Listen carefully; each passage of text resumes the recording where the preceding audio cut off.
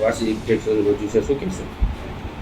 આજરોજ ભાવનગર શહેરના Ghogha road police station ખાતે વાર્ષિક ઇન્સ્પેક્શન રાખવામાં આવેલું હતું, જેમાં ભાવનગર શહેર ડિવિઝનના ડીવાયએસપી શ્રી સિંગાલ, પોલીસ સ્ટેશન ખાતેના police inspector, police sub inspector અને રીડર શાખાના બંને પોલીસ સબ ઇન્સ્પેક્ટર હાજર રહ્યા હતા.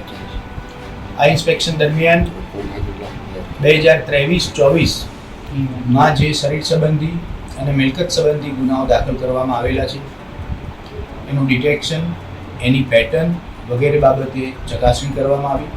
પોલીસ સ્ટેશન ખાતે પ્રોહિબિશન અને અન્ય કામે કબજે કરેલ મુદ્દામાલની તપાસણી કરવામાં આવેલી. લોકલ પોલીસ કર્મચારીઓ જે પોલીસ સ્ટેશન ખાતે ફરજ બજાવે છે તેમને રૂબરૂ સાંભળવામાં આવ્યા.